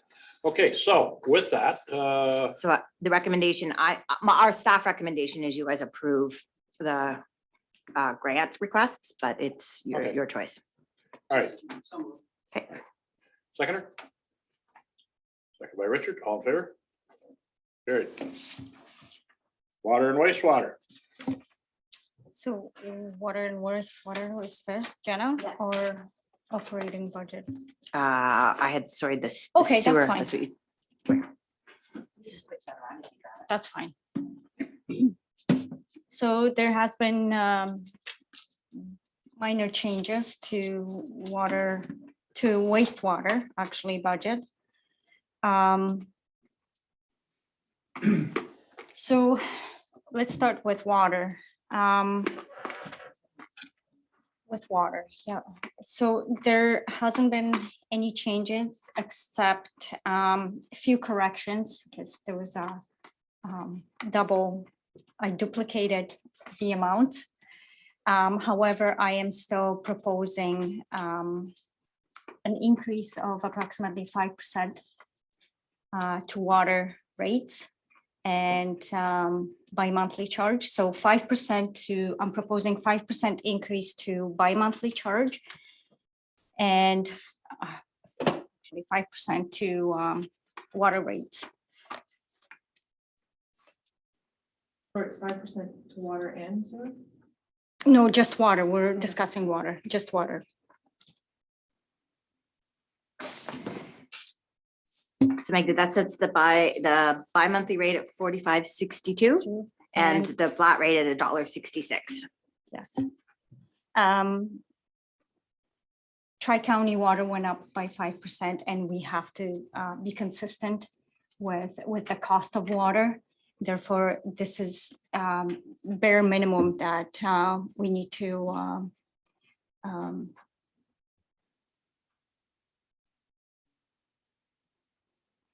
what's the word?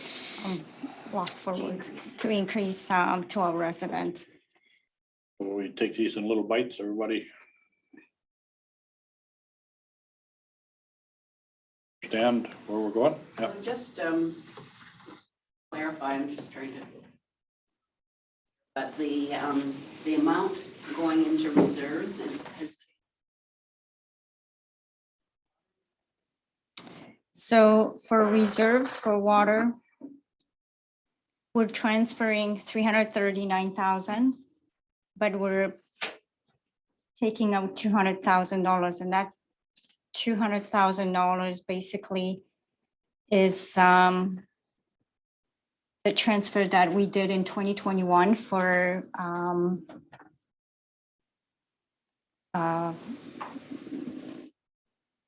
meters. What do you call that? Electronic. Electronic, yeah.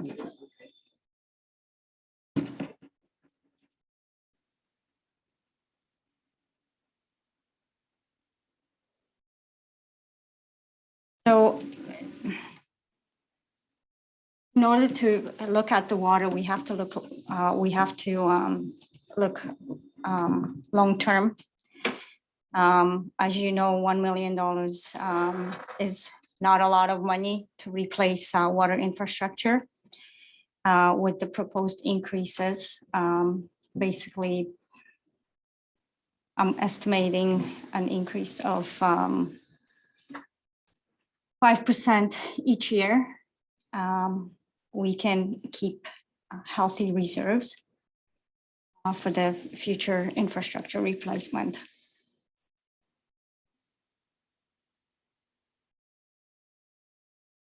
So the 5% is the minimum. Things may change with the Tri-County Water. As you know, the standpipe refurbishment is in plans and it's scheduled for 2026. That project requires approximately $1.2 million of additional funding that Tri-County currently does not have.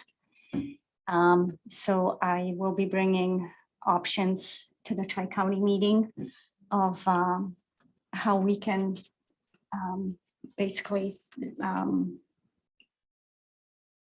that project. Through the chair, is the standpipe project gonna make it to 2026? Like, do we not need it sooner than that? No, we're Okay. good till 2026. So essentially what you're suggesting is that we're building up our reserves because Tri-County is not allowed to take out loans. And so therefore each of the partners will be expected to kick in whatever way possible for those big projects. Correct? Yes, that's correct. So as it stands right now, in order for us to have sufficient amount of money for the replacement, we would need to bring approximately $100,000 in revenue each year above of what we're charging municipalities for water. So Or that, get a loan and pay the interest, which is going to be more expensive.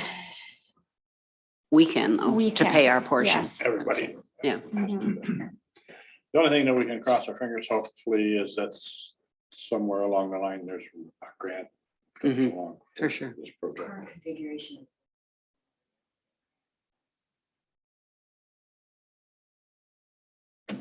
Yeah, as a board of management, basically the ruling from Infrastructure Ontario Ontario. says the board will never receive grants. However, the municipality can obtain the loan on behalf of the board. Mm. But that's going to cut into our credit limit as well, so keep that in mind.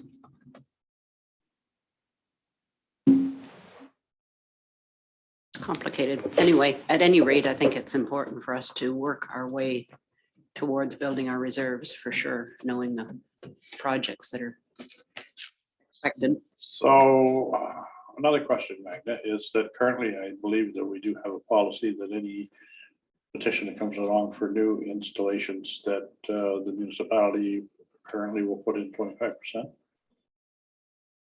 We That have, where's yes, that money? that bylaw is still in place. That's Where's that correct. money come from? Those Reserves. reserves. Okay, but that's user money that's been put into reserves. Then we take and use that money for extension water lines. Is what? That's what we do. I know, but I'm just thinking of, we're putting money in reserves for the people that are on the existing system are putting money in reserves to maintain and upgrade the existing system, such as the water standpipe here. Mhm. So to ask them to fund For new lines. It's a separate reserve, isn't it? For new lines? No, we only have one reserves. Yeah.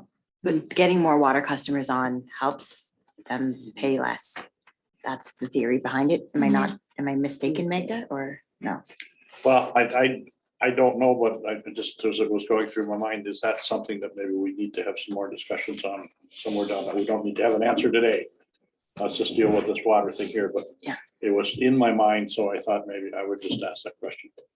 I know Magda does want. I think, well, the problem in our municipality is just, especially rural areas, there's just not enough users for that water line. And as you know, that infrastructure is crazy expensive. And that's why, it's not just to install it, but even to maintain it. Usually if you do find the capital or through grants or whatever to put in a new water line, it's the maintenance of usually is a long ways down the road. But Mhm. in the interim, I think at some point in time, we need to have an additional conversation on the existing policies and whether they are fair and equitable to everybody. Mhm. Could I ask a question? Just to clarify my last question, and when I look at our reserves, there's a water construction general line. That not for new water lines? So those are old reserves that have been set up a long time ago, and there was just a little bit money left in there. We've never had, I mean, last 6 years, there was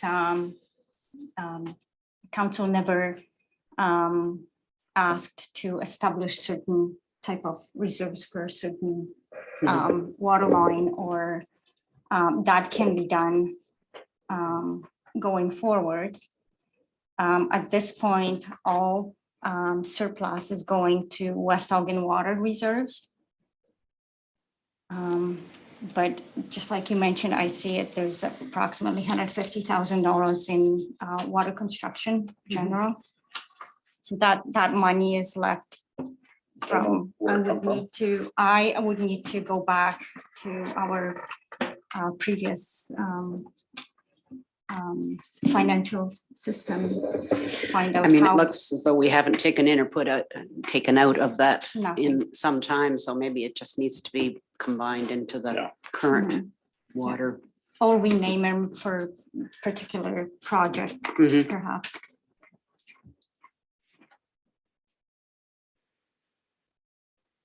Okay, so everybody happy with her? So, Recommendation. just clarification, so with 5% increase, typical water bill for a family who is not on sewage, so we're looking at $5.70 bi-monthly increase, which is $2.50 a month. $2 a month.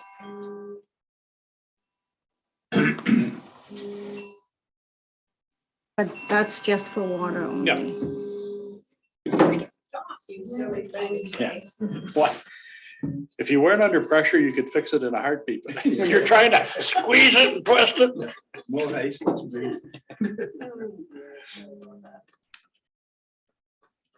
Which. Guess what? Gotta put mine on airplane mode too.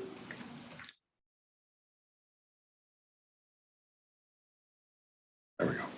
So the next one is Rodney sewage.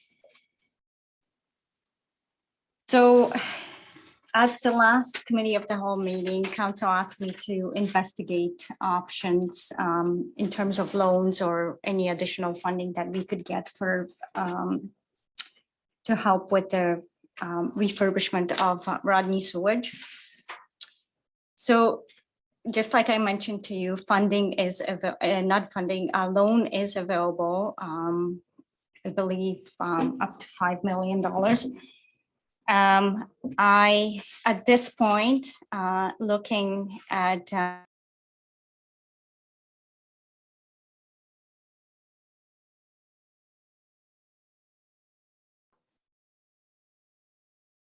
good.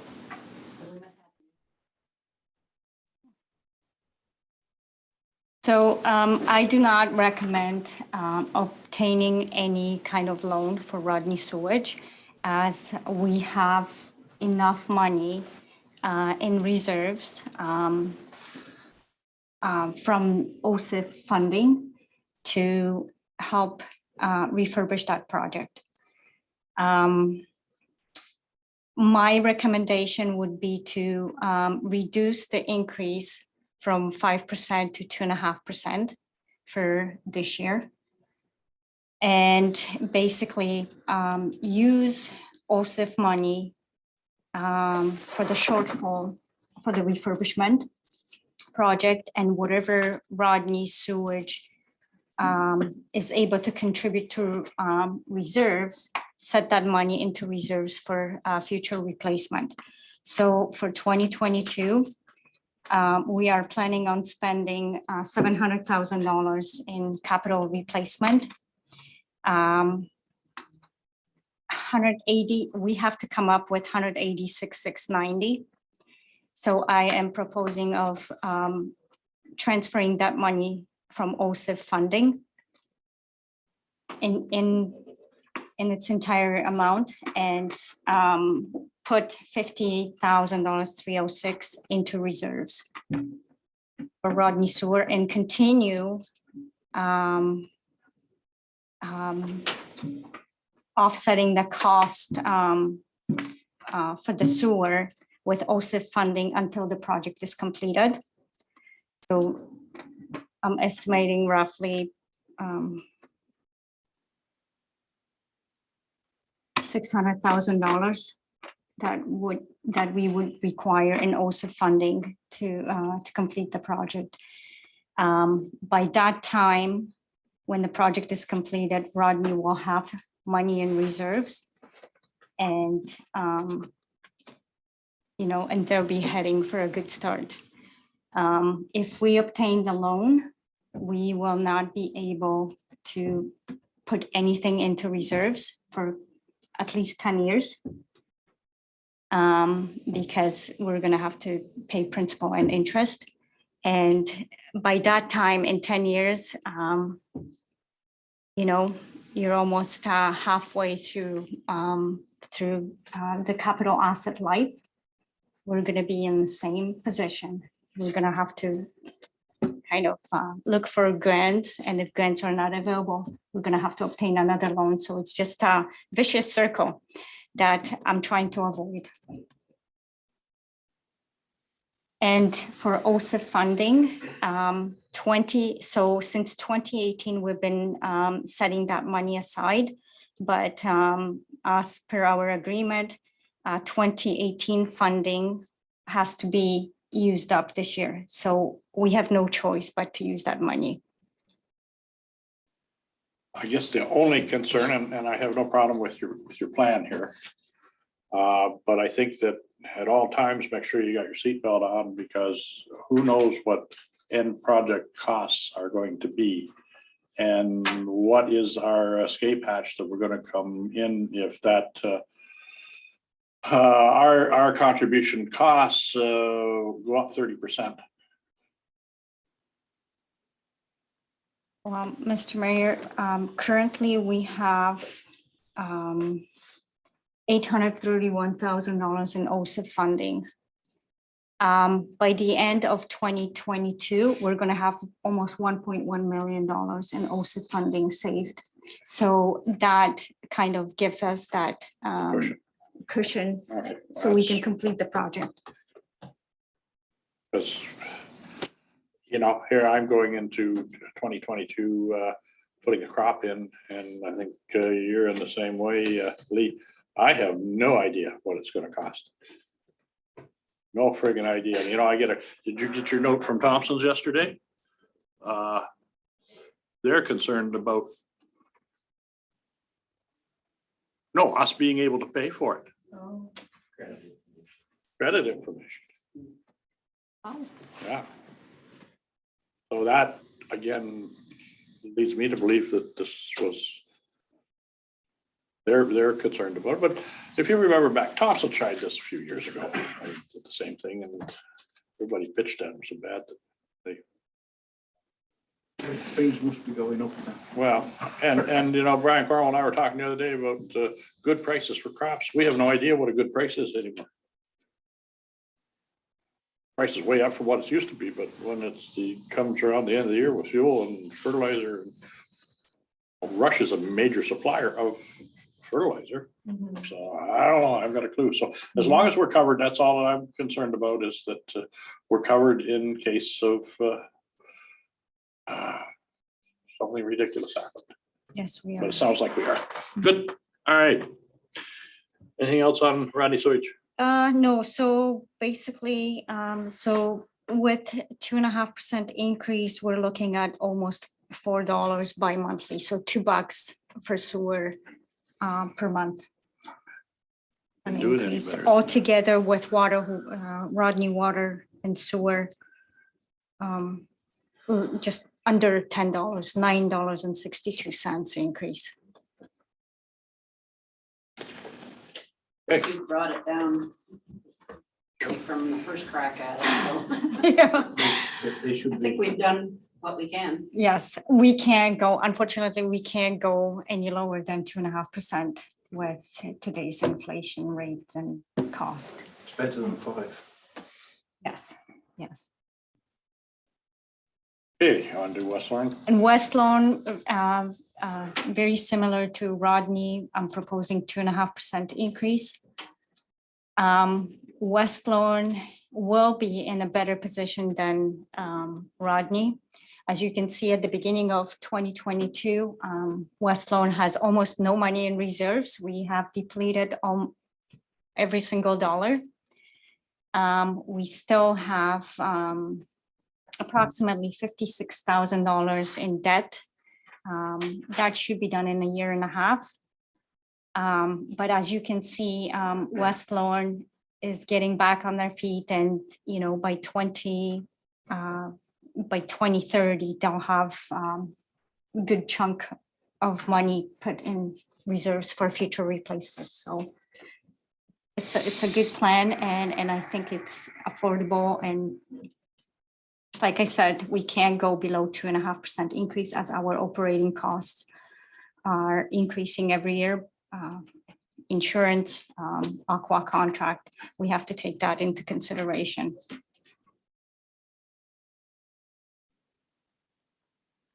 Does anybody have any questions?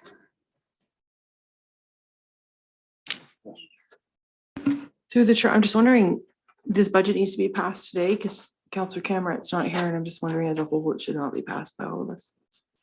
It goes to our next council. Goes to our next. Yeah. council. Okay, that's what my question was. All right, no more question on water and wastewaters. All right, so again, this committee of the whole is just recommending to our next council meeting that 2020 draft operating budget. Do you want to go through the budget side of it too before we get to that resolution? Well, sure. I sent you an email ahead of time with the changes that I've made. If everyone is okay, as you can see, the increase hasn't changed. I tried to incorporate it in the rate increase of 2.36%. Few things have changed. If council is okay with the additional items that have been added to the budget. Just had one through the chair. I noticed that the official plan costs went up 25,000. Do we not have a contract with that consultant that rests at a certain level? We why would do, it- we do. I think there was a typo Oh, in that at my cost, so. okay. So this was the original amount? Okay, Yes. that's fine. Thanks. And I didn't see the, in our list of grants, I didn't see the municipal modernization amount. I don't think I included because at that point. We didn't. First did the revenue, it wasn't in yet. I just wondered if we would put Oh, that in. yes, or- so it's on your summary page, but I didn't add that amount because at that point we did not know whether we're And gonna how, get. and how much is it, by the way? There are 800, 300. no, Hundreds. The modernization one, it's 300. timekeeping and payroll. No, not the timekeeping and payroll, the one we just got, which was the one, the laser fiche and all of that, phase 3. Was it? It's, yeah, let me just Are you open it up, sure? hold on.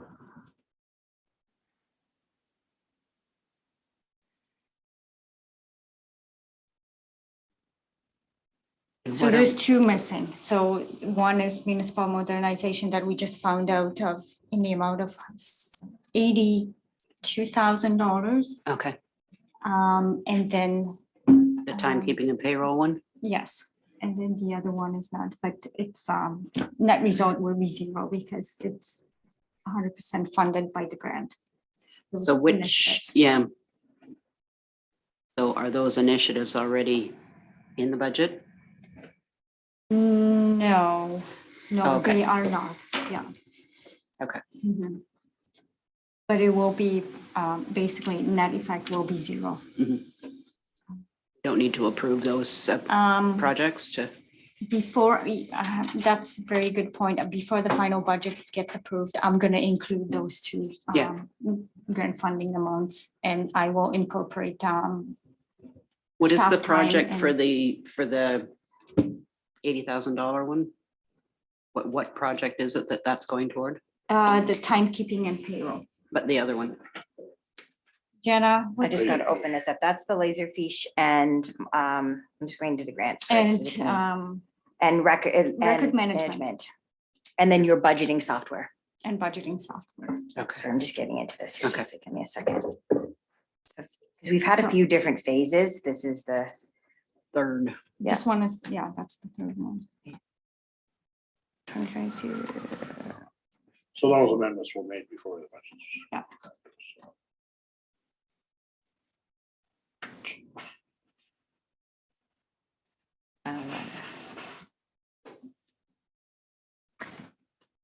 Oh, you're right, that was $132,288. So that's the modernization and digital transformation review. So that deals with, like I said, the online budgeting software and scanning and putting our information in all of our documents into Laserfish and building building some workflows in Laserfish, some automation. And it also includes budgeting software, which will help us with financial statement reporting, as that software can be interfaced with our existing financial software. So that's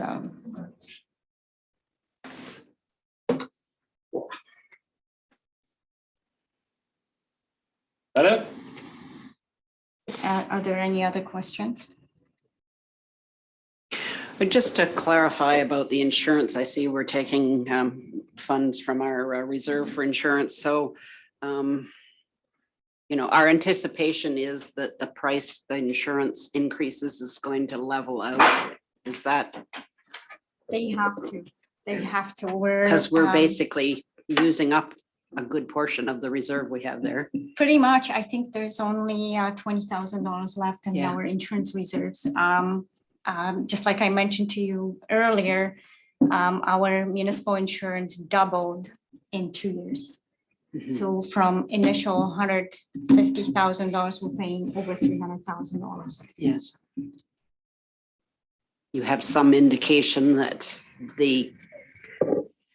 It was indicated that this is gonna take 3 years. We're in year 3 now. There shouldn't be any significant increases with the exception of cost of Cost of living, living. but unfortunately, I cannot No. guarantee you anything. It's just, market dictates the insurance rates. Yeah. Yeah, and with war and other Yeah. issues in the world, I don't know what's gonna happen, but the bubble is gonna burst one of these days. Okay, wow. Thank you. Are we ready to recommend to council? Which sounds odd because we are council, but we're gonna recommend to council that West Elgin Committee of the Whole recommends approval, good word, of the draft 2022 operating budget. So it should say operating and capital budget.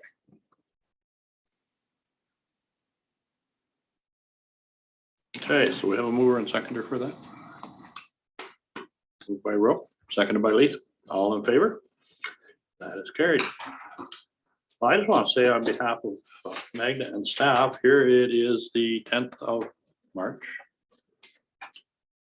Could be a lot worse. budgets in the can. There are some municipalities in Elgin County that have not even began their budget yet. Well, my first day here was April 4th and we started budget in May that year. So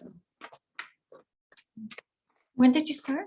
April 4th in What year? 2018. 2018. Yeah. So if I had my hat off, I would take it off to our treasurer and staff. So we're. Format. Are we ready to adjourn, sir? You bet. So the West Elgin Committee of the Whole hereby adjourns at 11:44 a.m. to meet again at the call of the chair. We're in second. Roll and tell you all in favor.